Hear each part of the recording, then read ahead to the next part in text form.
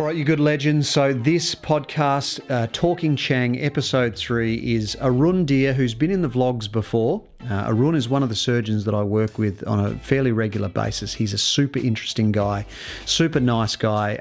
He's a plant-based surgeon, which is quite unique.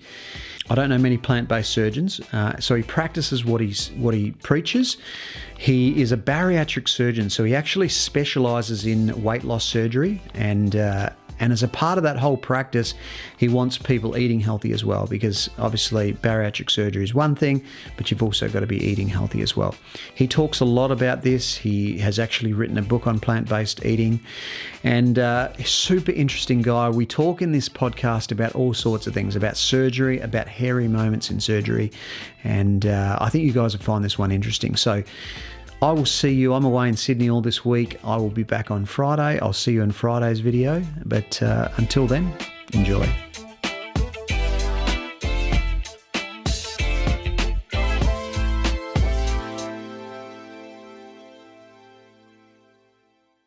I suppose what I want to talk about initially is where you came from and how you got into being what drove you to be a surgeon, right? And then specifically what you're doing now. I mean, where are you? Are you Australian born?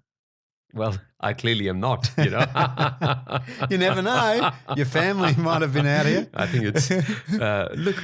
I guess it's an interesting question that you asked, because I have to go down the memory lane, and a few years now. Actually, it's more than a couple of decades that I've been in medicine and all of that. So born in India, my dad was in the army, so I was kind of traveled all over the country, but really brought up with these sort of principles of discipline and a very sort of kind of a committed sort of a routine, and that was kind of ingrained in how we looked at things.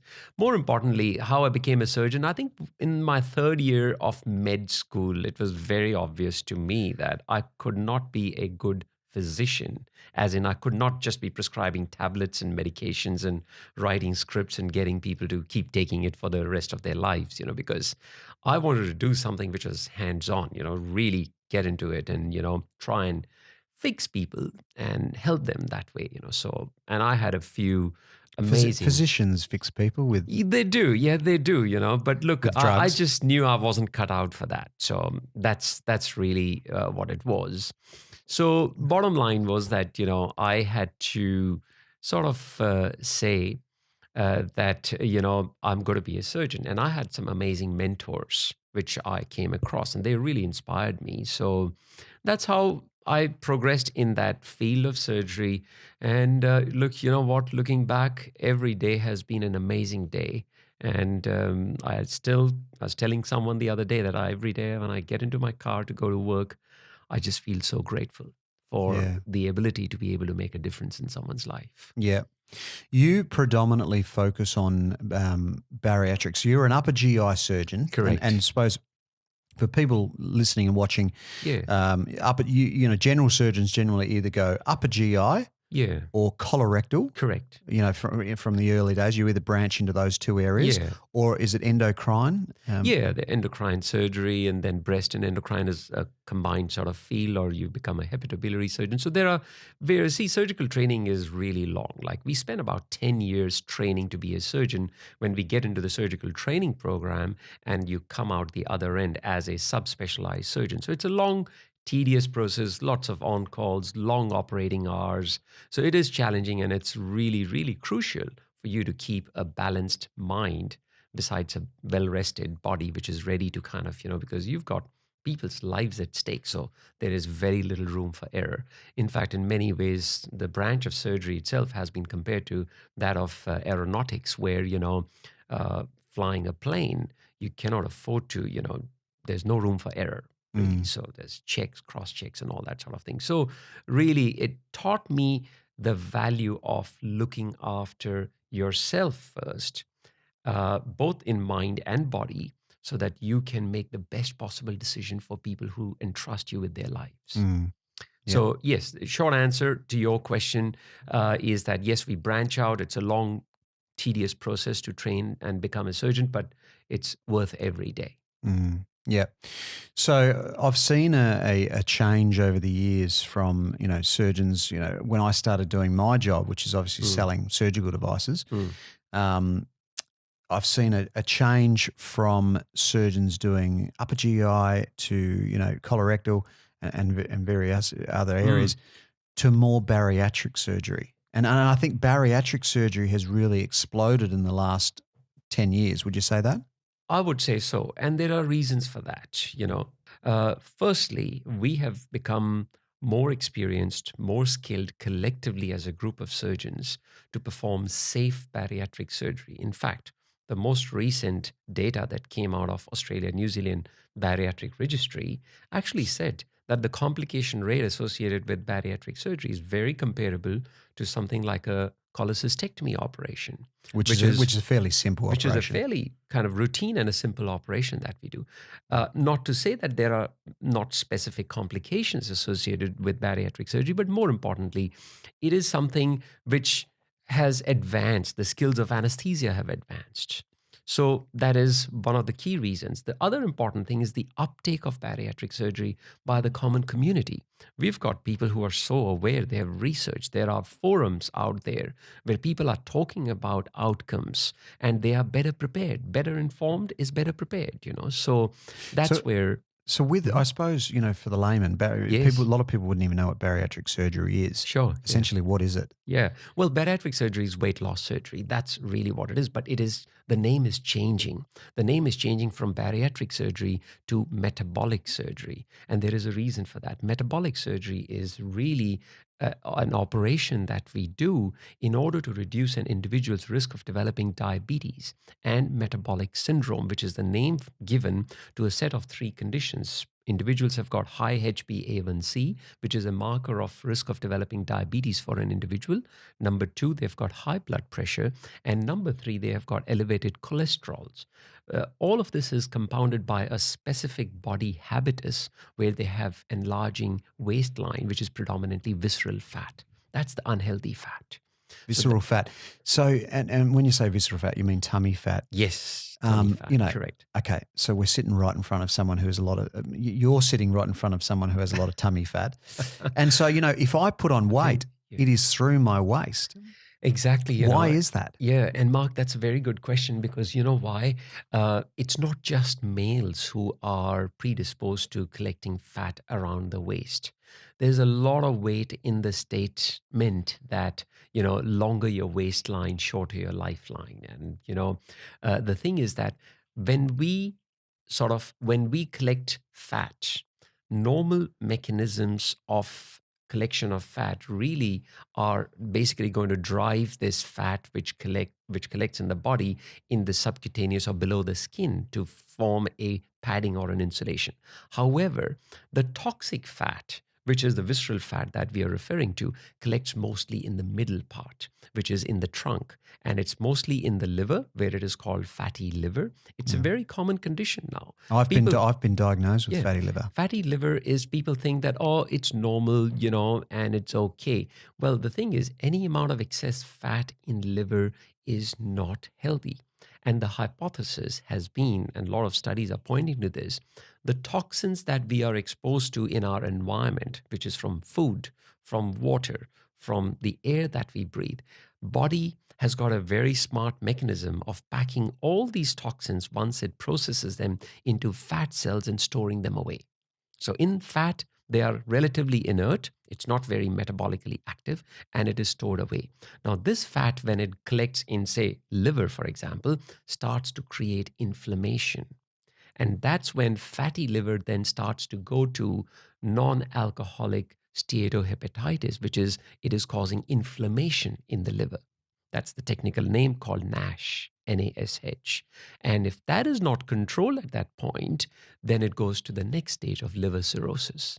So just to let you know, fatty liver or NASH is now the commonest condition which is requiring liver transplant in Western countries because of liver failure that it leads to. So basically, I need to get my shit together. It's really crucial that people get it. Yeah. Because fatty liver, any amount of fat, and I have kind of written about this on various platforms, that any amount of fat in the liver is not healthy. And you can control it in initial stages. It's very much How do you preventable. control it?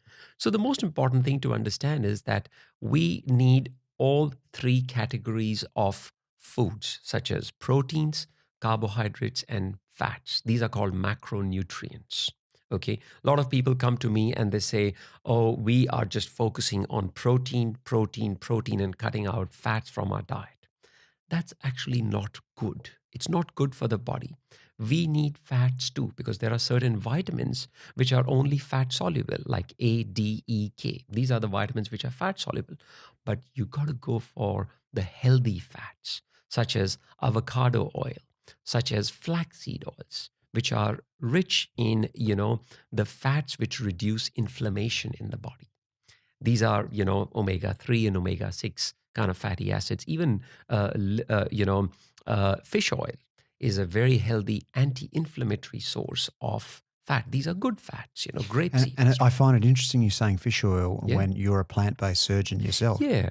Yeah. Look, again, I am a plant-based surgeon, and that's a very important point that you've raised, because I went plant-based because realizing that there is a food chain in nature.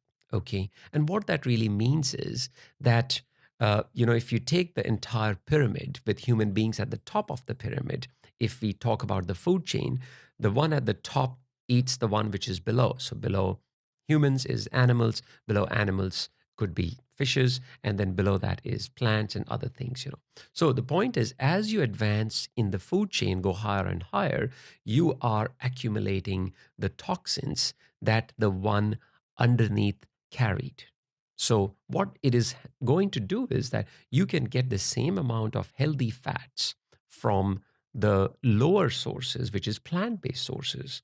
So healthy amount of anti-inflammatory fat you can get from plant-based sources, such as avocados, flax seeds. They're very good sources. Fish, I say, only because people come and ask me, oh, fish is very healthy. How can fish be unhealthy for you? Well, if it was, wild ocean, cold water sort of, harvested fish, yes, it would be very healthy. But we don't get that anymore. And that's the issue. We get a lot of toxins in fish Exactly. these days. Fishes are exposed to the same risk that animals are because they are all farm grown, farm harvested. And they've got pesticides, herbicides, and other toxins.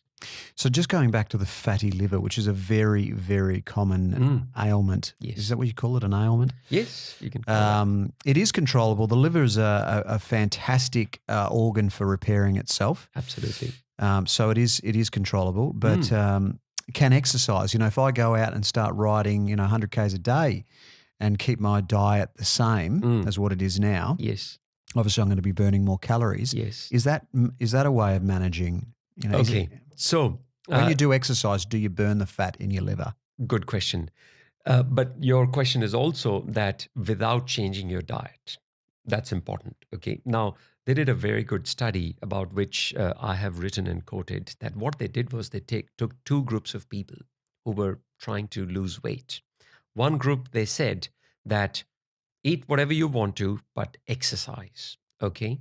And we're going to give you an exercise routine, which is going to be about, say, 60 to 90 minutes every day of the week for 5 days.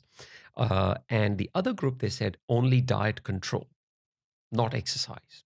Don't exercise, just diet control, which means you're controlling your calories and taking the healthy plant-based diet. And this was actually a study which I've quoted in some of the articles that I've written. The important thing was what they found is after 6 weeks, people who were eating whatever they wanted but exercising hard did not lose enough weight. Did not.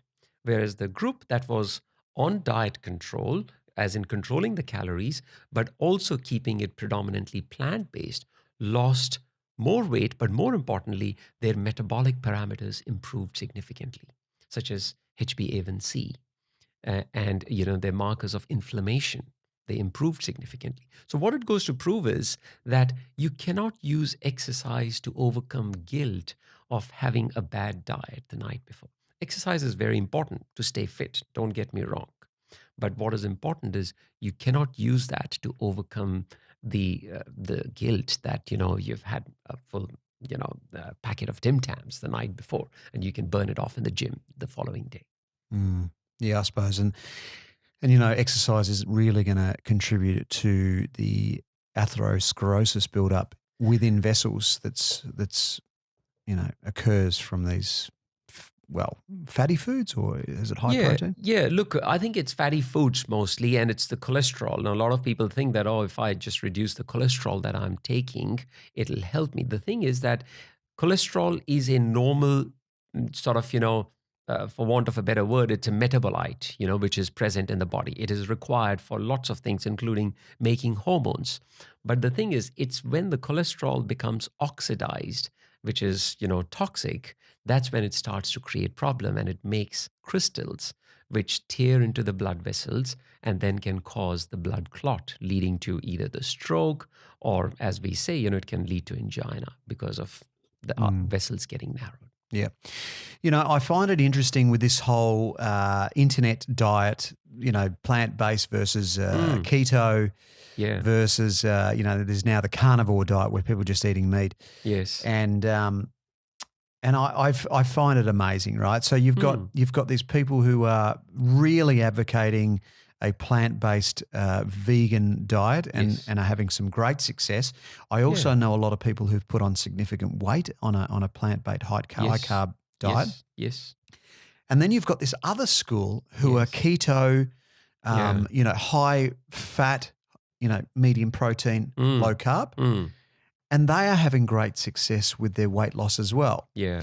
So, and I mean, you've got, guys like Joel Kahn, who's a cardiologist, I think, went on Joe Rogan and really sung the praises of plant-based diet. And then you've got Chris Kessler, who I think he's Chris Kessler, who also went on the Joe Rogan podcast and sung the praises of a plant-based. The opposite keto diet. Keto diet, yeah. They both work. Yeah. So what is going on here, and who do I believe? Yeah. So Mark, look, the thing is that in the journey of human evolution, we've got more diets now that are available for people to choose from. But equally, we need to realize we are the heaviest that we are in our journey on this evolution as well. So what it really means is that we probably don't have the right answer. And what I always say is, go back to ancient wisdom. Look at people who have actually done it, And I'm referring specifically to this project called the Blue Zones Project. I've spoken about it in the past, and what it is it studied people who were living beyond 80s without having had to go to a doctor. Because at the end of the day, the purpose of a diet should be to provide you a healthy body and a sound mind. That's what I believe is crucial. Reason for that is we can't just focus on, okay, how much weight can I lose on this diet? Well, while that is important for some people, and I recognize that, it's important that, you remain disease-free, you remain healthy. So with that in mind, I think we have to be very honest that one diet cannot fit everyone. And I acknowledge that. The purpose of my work is not to convert the whole world into a plant-based, sort of population. It will not happen. But more importantly, that's not my intention. Because you take the example of an Eskimo. If you take them off their meat-based, fish-based diet, they are going to develop problems with their health. And this has been proven in lots of studies because of the circumstances and the geographical area in which they live. So what I say is that the diet that you are on or that you propose to be on should actually suit your individual profile. And in my view, the Mediterranean kind of a diet, which predominantly is plant-based, what these people were doing is that they were taking their foods from unprocessed sources, or whole foods, as we call it, That's very important. And their portions of meat was very, very minuscule, maybe once or twice in a day. And that was not processed either. It wasn't things like sausages and, those kind of things. So for me personally, I always encourage people who come to see me to try and be on a plant-based diet if possible. Now, that may not work for everyone because of our previous conditioning, our gut microbiota, that has got an influence on the brain as well. So there are a variety of factors that come into play. But I always say that you got to work with what your body is telling you. You got to understand the cues. And that's how it should work. It's interesting you mentioned the gut microbiome, because as my viewers have known, that in the last year, with obviously having Jack and a lot of different pressures in life, for the first time in my life, I've suffered from a bit of anxiety and a little bit of depression. Yeah. And for me, it's very odd. And so when I look at what I'm eating and look at the factors involved, Yeah. obviously having a new baby, but my diet and my weight have never been as bad. I've never been so bad with my diet, and I've never been really this overweight. It's particularly through my midsection and with fatty liver. Yeah. So it makes me then think, okay, how much does gut microbiome, or how much is it affecting me personally, and how much does it affect people in general with anxiety and depression? Yeah. Look, Mark, you raise a very sort of, a sensitive aspect of, it all falls under the domain of mental health, okay? And how that is influencing our overall physical being. See, I'm a firm believer that, as Alan Watts said, the ancestor to every action is a thought. How you are in your mind is going to influence everything else that you actually do. And this is an area of medicine which has been highly, highly controversial, but has been researched a lot as well. Now, just to give you a summary of a recent study where they actually investigated people who were shift workers. So, these were people who work in airports, hospitals, nurses, and all that. They gave them the same calories as far as their diet goes. So they kept the calories same. But what they found at the end of 4 weeks only of this study was that people who were sleep deprived, which is getting under 5 hours of good quality sleep, landed up gaining a lot of weight, especially around the waist, in comparison to the other group that was getting at least 8 hours of sleep. Now, what that tells us is that our body works in this thing called as a circadian rhythm. There are hormones, like we know this, melatonin and other hormones, which is a sleep hormone. It starts to come up in the evening after sunset. So the body has a rhythm by which it works. Now, when we are stressed or we are sleep deprived with, in your case, perhaps Jack getting up at night and, you have to change the nappy and all of that, so that disrupts your sleep cycle. What that does is then increases our reliance on going for stimulants like sugar. Sugar is a stimulant, caffeine. People go for smoking, nicotine, and making those food choices which are not really in your best interest. So that's where the link between, stress and food choices, or your, sort of ability to regulate your metabolism, comes in. And the thing with human beings is that the stress response is something that can be triggered by thought alone, which is, you might think of a coworker who's been bothering you, and it triggers a stress response in you. It could be a previous boss, or an ex partner, or anyone. So those are the things that are unique to humans, which lead to things like anxiety and all of that, which can influence your food choices, which will then influence your gut microbiome. Yeah.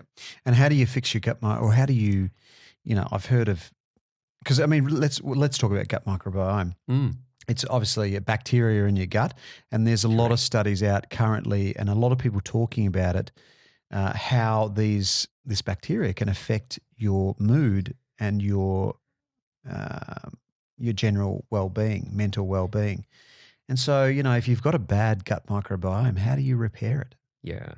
Well, I wish I had an easy answer, Mark, because the thing is that, this is an evolving science. Okay. There is no easy answer that, eat this and your gut microbiome will be fixed, or take a probiotic pill and, your gut microbiome will be fixed. The short answer is we really don't have the right answer.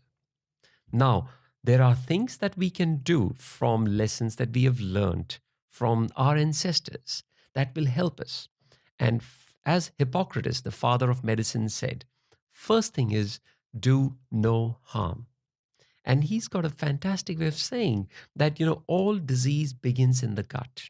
So, first thing that I say is that there has to be a multi pronged approach if you want to kind of get a handle on this. And the first thing that I always begin with is that control and ascertain where is your stress level at the moment.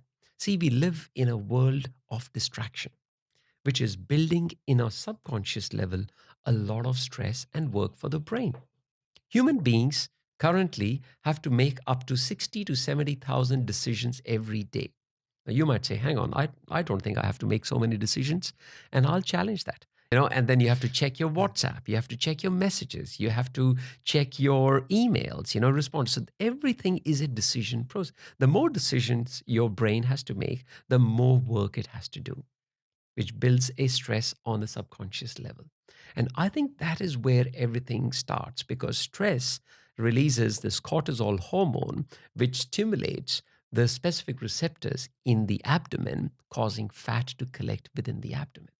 Now, that is the reason why, people have longer waistlines, because of a combination of things: stress affecting food choices, stress affecting, your gut microbiome. We know it influences that. Stress affecting the blood supply to the gut. We know people who are excessively stressed develop ulcers in the stomach.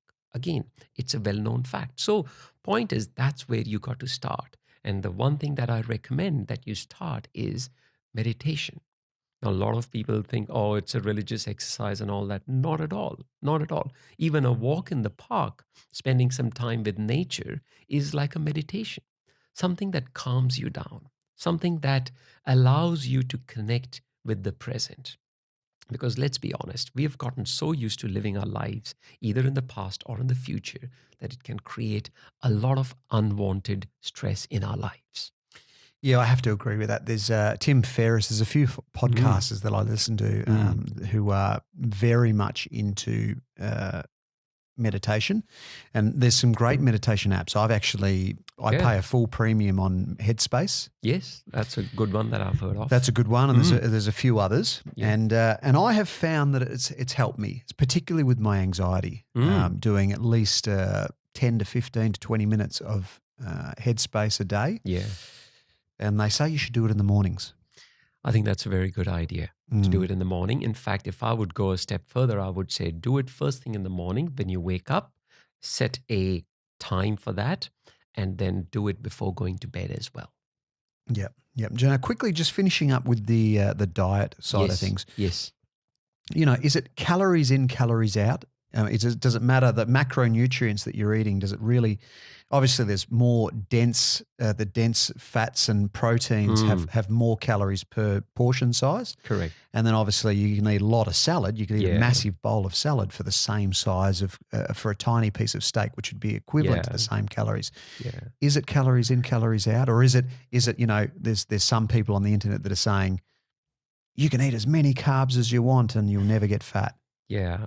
Look, Mark, there are no blanket statements, and I think what is very important is that, the model of calories in, calories out is an outdated model. We know it is not sustainable. Calorie counting builds, again, a subtle level of anxiety and a subtle level of stress in people who actually count calories, It is really not sustainable. What I say is that eat guilt-free. That's crucial, Eat in a relaxed manner, eat with gratitude, and eat with respect for your body. If you have respect for your body, fine, you can have that piece of chocolate cake once in a while. We all indulge a little bit, but what is more important is to justify it. So make sure that you are balancing it with good quality carbs, and carbs can come from potatoes which have not been fried. They have been cooked in a way like steamed potatoes. Would you know that people who were a part of the Okinawa, the Blue Zones project, these are Japanese people from Okinawa who were living beyond 80s into their 90s, haven't seen a doctor. Their staple food was yam. Yam is basically a, same family as potatoes. That was their staple food along with rice. Now that's all carbs, and you would say, hey, this is carbs, this is And not healthy. there's no nutrients in white rice for like. Yeah. So the point is you got to mix it up. You got to have a balanced diet. So a bit of protein, a bit of carbs, and a bit of healthy fat. Are you seeing with this introduction to high protein diets, low carb, I've seen a lot of younger men developing lower rectal bowel cancer and bowel cancers. Is this attributed? Is there a link to high protein diets and bowel cancer? Yeah. So, Mark, I think we covered this in one of our previous videos. The important thing is that not many people are aware of this, and this is not in the interest of the meat industry, that red meat is the number one carcinogen for colon cancer. Now, is it now? I need to clarify. Is it red meat, including steaks, or my understanding is the World Health Organization has said that it is processed meat, i.e., bacon and salami. Sausages and salamis and all that. That is true. But let's be honest about it, that the amount of processing that the red meat goes through in order to land on our dinner plates is significant. It's not easy to get the actual organic grass-fed, meat that we are actually looking at. Red meat also has got things which are not now verified by the World Health Organization, but several studies have attested to this. They have got what is called as the heme iron. Now, heme iron is essentially the kind of iron which is pro-cancerous. It is for cancer cells, and it makes them grow. It is pro-inflammatory, so it causes more inflammation in the body. So let's not forget, if you're really fussed about proteins, you can get good quality proteins from plant-based foods such as quinoa, soya, beans, and legumes. They are very good sources of proteins. You just got to mix them up. So that's the key thing. Yeah. The other question that you have is that does taking excess protein actually expose you to some health risks? And the short answer is yes. In our society at the moment, we are giving ourselves 50 to 100% more protein than what we actually need. Now, that is a lot of protein. We haven't heard of protein calorie malnutrition in the developed countries. Yeah, I was going to say, have we ever heard of anyone with protein deficiencies? Not in. Yes, these were heard of in countries like Africa, in India, in the remote areas where there was not enough nutrition and people were just taking carbs, But that's unheard of in developed societies, because as a society, we've become obsessed with protein. But did you know that excess protein intake puts a lot of strain on your kidneys, which can make you at risk of developing gout? It creates more inflammation. It creates more bowel issues. So that is crucial to understand. What we are deficient in our society is fiber. And fiber only comes from plant-based fiber. And in relation to your previous reference to the gut microbiome in human beings only needs one thing, and that is plant-based fiber, because that is what is food for the healthy bacteria in the gut. So taking a probiotic pill is not going to fix your gut microbiome as much as the prebiotics will. And prebiotic is nothing else but a plant-based fiber. Mm. Yeah, it's interesting. And then, people battle over, should I eat fruit or should I eat more vegetables? And, even on these people, I mean, there's a whole bunch of evidence, and I don't want to obviously dwell on this too much, but there's a whole bunch of evidence on fasting. So now people are really going into not just keto stuff, but they're trying to fast. And so what have you read and heard on the fasting side of things? Correct. So, Mark, intermittent fasting is a now well-researched and it's a well-described, technique for not only boosting your metabolism and, they talk about healing your body, but more importantly, to reverse aging. Now, that may sound like a very tall claim, but what I say is that you go back to our ancient cultures, whether it's Hinduism, whether it's Buddhism or Christianity, there was this thing called as Daniel's fast, which has been described in the Bible. What was that? Daniel's fast was, Daniel, who was a character mentioned in the Bible, would take grains, fresh water, and some legumes as a meal. That's it. It has been described in the Hindu culture as well, where you fast on certain days of the lunar cycle, because that's what the Indian calendar is based on. So the point is, intermittent fasting does a few things for the body. This is talking science behind it now, that it increases the production of growth hormone.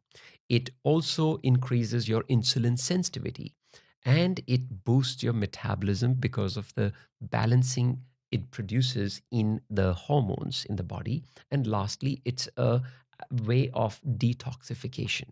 Like animals in nature hibernate. What is that? That's fasting. That's what they are doing. So the point is, it's a great exercise. And what I suggest to people, and I do this personally. So on a Sunday, which is a day when I am in a little bit more control than other days, what I do is I do juicing. So my day starts with breakfast, which has got a cup of tea and a handful of nuts and a banana. Then I have juice all through the day. So I take carrot, beetroot, celery, apple, and I throw that all into my juicer, and I make 1.5 liters of a jug of juice. And that's what now my kids have taken on this. My wife has also taken on it, that, they say, hey, there's so much juice that is made. That's what we have all through. And in the evening, what we do is that we essentially have green tea. That's what I have. Now, you might say that that's a little bit too extreme. You know what? Initially, when you start, it's okay. It might sound a little bit tough, but then slowly your body gets used to it. And believe me, on Monday, you're going to feel so clean. It is a fantastic feeling. I would not give anything to trade for that feeling. Yeah. Yeah, well, you've inspired me to get my diet together. So going back to the surgery side of things, which is obviously, that's where you and I really met in that world. Yes. You see inside a lot of patients' stomachs, which I is do. which is very unique in the world. And what are some of the crazy, looking at some of these sick patients, looking at their livers and have you ever looked at a liver and gone, oh my God, that thing's just cactus? Or, looked inside someone's bowel and gone, my God, this person needs to go plant-based, and seen big chunks of meat. Yeah, no, thankfully it hasn't happened that way. But you know what? Very recently, I was operating on a nurse who came to see me because she had diabetes. She was overweight. Her BMI was in the 40s. She did not drink. That's what she said. And also she was kind of trialing a few diets here and there, but it wasn't really working for us, for her.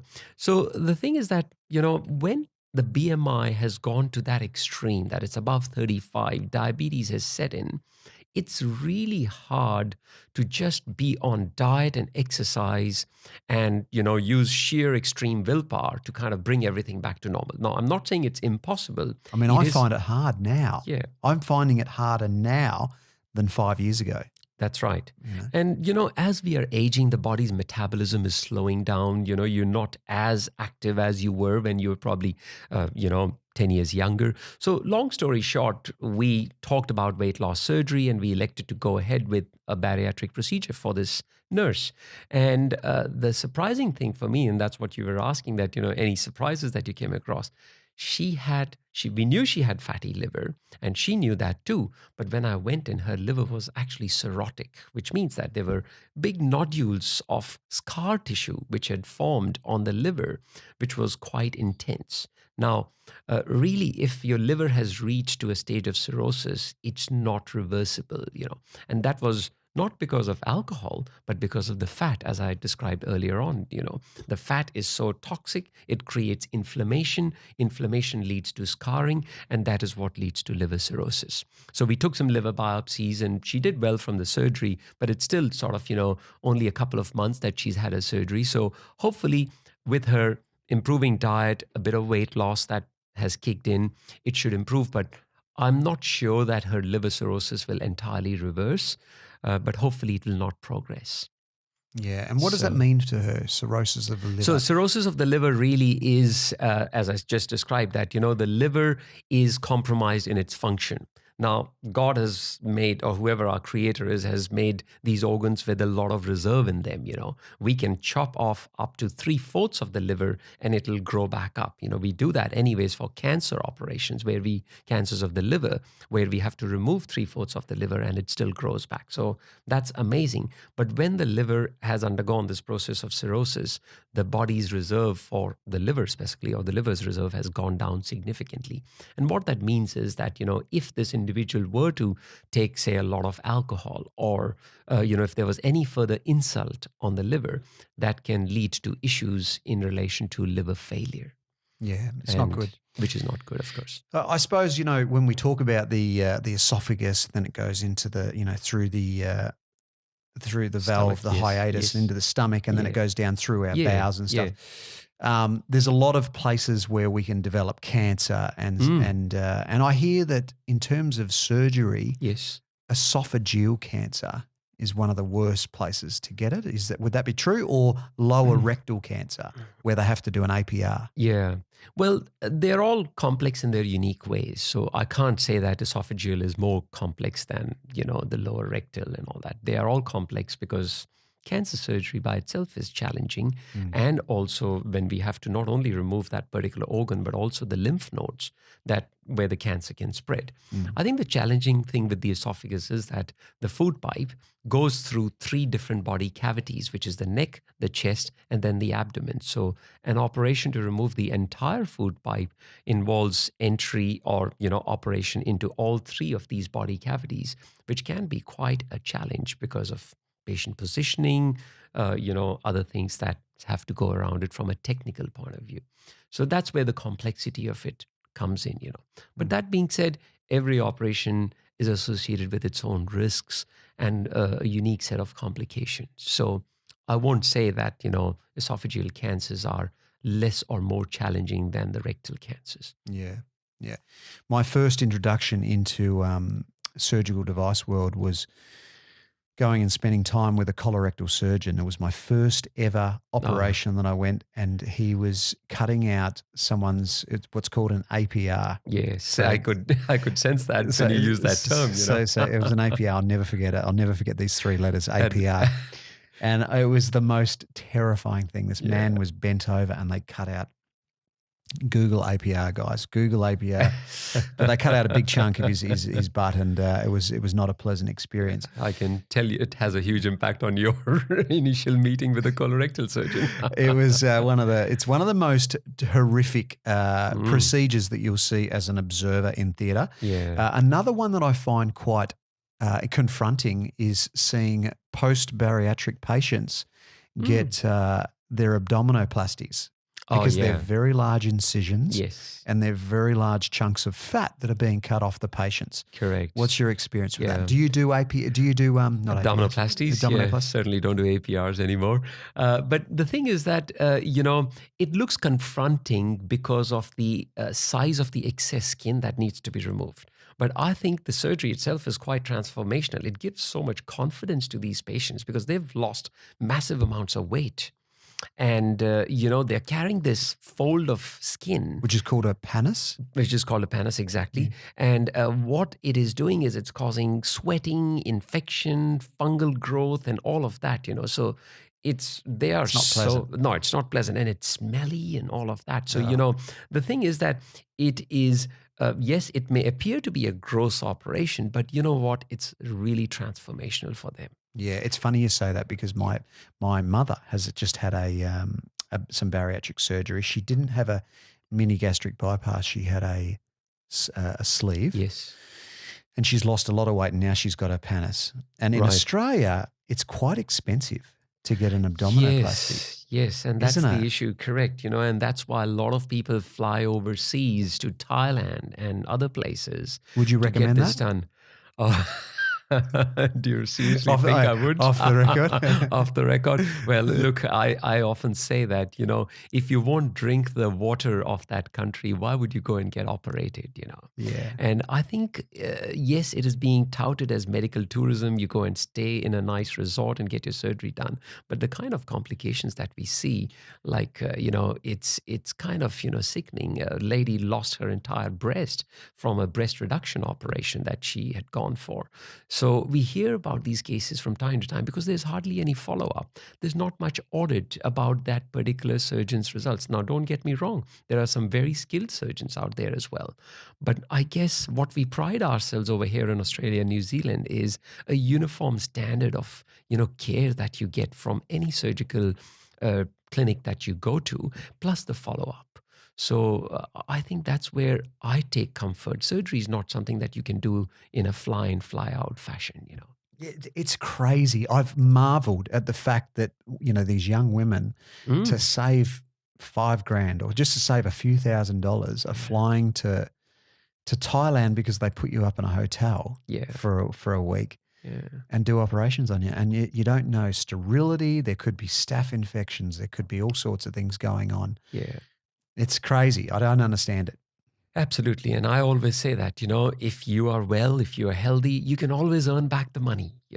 Don't compromise your health. Yeah. And that's where I think we are really fortunate in Australia to have a fantastic, well-regulated, well-audited, and a well-controlled health system, including the public health system, which all of us have access to. I understand that, the abdominoplasty or the post-weight loss surgery, the plastic surgery side of things is not freely available in the public system, but that's where we want to be advocates, We want to put people in power who can bring about those sort of, regulations so that we've got access to more weight loss surgical procedures in the public system for everyone. Yeah, yeah. So in your surgical, obviously I stand there in theatre with you and you got the scissors and you got to laparoscopically and there's lots of fatty tissue and you're sort of shifting things around. Have you ever been in a situation where you've cut through a major vessel or something and or have you seen it, as a registrar, seen other surgeons do it? And what do you do? Like that would be just a terrifying moment. Yeah. I've seen there's a major vessel that goes up from the inguinal region, the inferior epigastrics, and I don't know if it's a major vessel, but I've certainly seen someone cut through that before, and it was quite an edgy moment. Yeah. Well, it certainly is, and you're getting me into a tight corner now, Mark, putting me up against the wall. But look, you know what? I think as surgeons in our training, we've all seen and experienced and gone through, these sort of instances and these sort of horrific instances, let's put it this way, and it's a part of maturing process. Surgical maturity comes with making bad judgments and bad decisions, and you learn from that. I can say with confidence and hand on my heart that I haven't lost a patient, but yes, we have had complications. We've had issues where, we damaged a very major vessel at the time of surgical dissection when we were trying to carve out this very stuck tumor, which was in this part of the bowel called the duodenum. So duodenum is something that, attaches to the stomach. So that's the first part or the topmost part of the small bowel that attaches to the stomach. And it was in the third part of the duodenum where this tumor was stuck, and we were trying to shave it off one of the major vessels in that area. And there was a damage to the wall. And, in many ways, if you were to have a damage, you would rather have damage to an artery than a vein. And the reason for that is arteries, as you probably might know, are thick-walled and they have got blood flowing in high pressure. So you can see the blood spurting out. So you can actually see it, put your finger on it and take a stitch. But when there is damage to the vein, which is a low-pressure system and it's taking all the blood back to the heart, the blood just oozes. It just keeps oozing out, You just have to, it's a challenge to have to fix a bleeding from a vein, a large vein. And that was the biggest thing, for us at that point in time. And I mean, I've seen these situations and as someone who has observed it firsthand, when you've got a pool of blood, trying to find a leak underneath that pool of blood, trying to swipe aside the pool of blood and then to find the leak is a very difficult thing to do. It is indeed. And that's where various techniques of actually putting pressure on that area, trying to kind of get a handle, get adequate lighting, and, the various things that have to go. And most importantly, keeping your calm. Because the thing is, if you're really stressed out, you are kind of in a reactive mode, you can take wrong decisions. And, which is where one of the first things that we were told, and this is back in the days of open surgery, when when laparoscopic surgery wasn't that advanced, the teaching was that, put some pressure, go into the tea room, have a cup of tea, or relax first. What? Yeah, Really? This sounds very counterintuitive. And now if you translate that, there's a very interesting sort of, a hilarious bit of, snippet here that I can share with you and your audience is that, very recently or not that long ago, I was observing a surgeon who was being mentored by a senior surgeon in a particular procedure. And suddenly there was this bleeding, that started to happen. So the senior surgeon who was mentoring the junior surgeon, and I was just observing, I wasn't even scrubbed, he said, this senior surgeon was observing this junior surgeon trying to kind of, fix it, do this, do that in a very kind of jittery fashion. So the senior surgeon said, do you mind if I just take over now? And I'll tell you what we should do. So all he did was took 2 packs and put it over there, got the assistant to put a nice pressure, cleaned up everything, and I said, let's go for a coffee.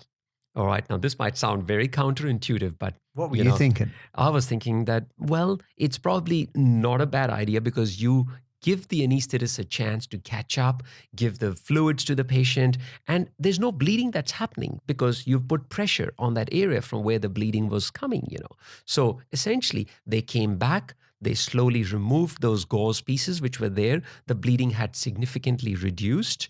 And again, now this is an assessment that you have to make at the time, depending on how extreme the bleeding is, So the bleeding and they could see, more importantly, where the bleeding was coming from, and they could put a stitch and control that bleeding. But I suppose during the coffee, he sat there and he would have said, yeah, so calm down.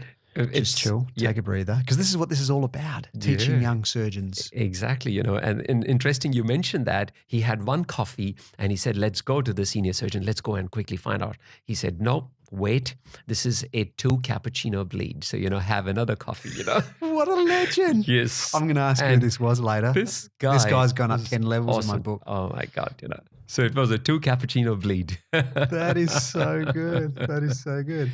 So I always marvel with, how much a guy like you're a surgeon, you are training people, you're doing this coaching and you've got a family, you've got 2 kids.